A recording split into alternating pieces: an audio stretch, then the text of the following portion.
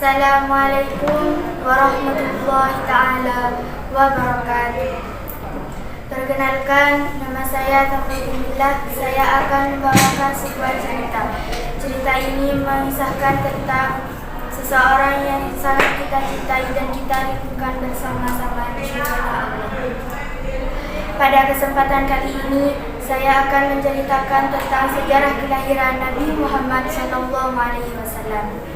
Pada masa itu pula, ada suatu masa yang dikenal dengan masa periode tahun gajah, yaitu suatu masa di mana terjadi penyerangan kota Mekah oleh tentara bergajah di bawah pimpinan Abraha Habasyah yang bermaksud menghancurkan Ka'bah. Dengan kebesarannya, Allah Subhanahu wa Ta'ala menghentikan pasukan tersebut dengan mengirimkan burung-burung ababil untuk menjatuhkan batu-batu yang membawa wabah penyakit. Pada masa periode tahun gajah tersebut, tepat pada tanggal 12 Rabiul Awal yang bertepatan dengan 20 April 571 Masehi, atas izin Allah Subhanahu wa Ta'ala, lahir seorang bayi laki dari seorang ibu yang bernama Aminah. Lahir sebagai anak yatim karena ayahanda yang bernama Abdullah telah lebih dulu meninggal sejak berusia 7 bulan dalam kandungan. Kehadiran bayi tersebut disambut dengan penuh kasih sayang oleh kakeknya yang bernama Abdul Muthalib.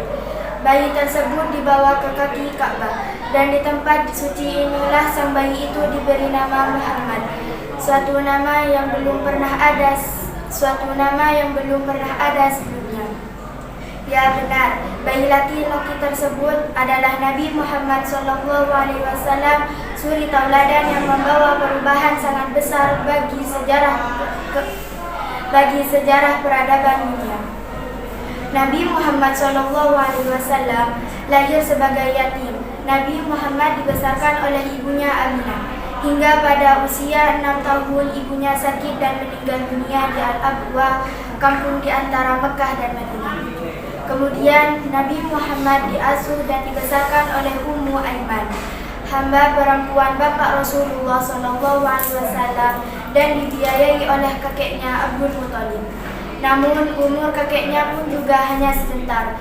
Pada usia 8 tahun, kakeknya Abdul Muthalib meninggal dunia.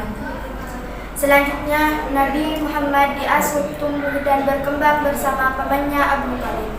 Pada usia 40 tahun, Nabi Muhammad SAW menerima wahyu di Gua Hira sebagai pelantikan menjadi Nabi dan Rasul akhir zaman. Rasul mulai berdakwah secara sembunyi-sembunyi dan kemudian berdakwah secara terang-terangan. Pada tahun ke-11 era Nabi Muhammad SAW terjadi peristiwa yang menyedihkan. Tahun ini sering disebut dengan tahun kesedihan karena pamannya Abu Thalib dan istrinya Khadijah wafat pada tahun tersebut.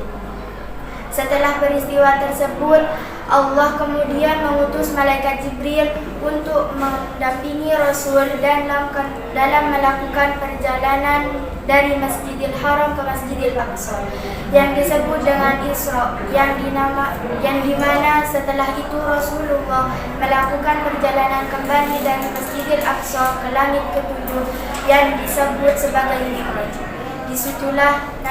Disitulah Rasulullah mendapatkan perintah salat 5 waktu yang wajib seluruh umat Islam. Pada usia 63 tahun, Rasulullah SAW wafat di Madinah Al-Munawwarah pada hari Senin, 12 Rabiul Awal tahun 11 Hijriah atau 8 Juni 632 Masehi.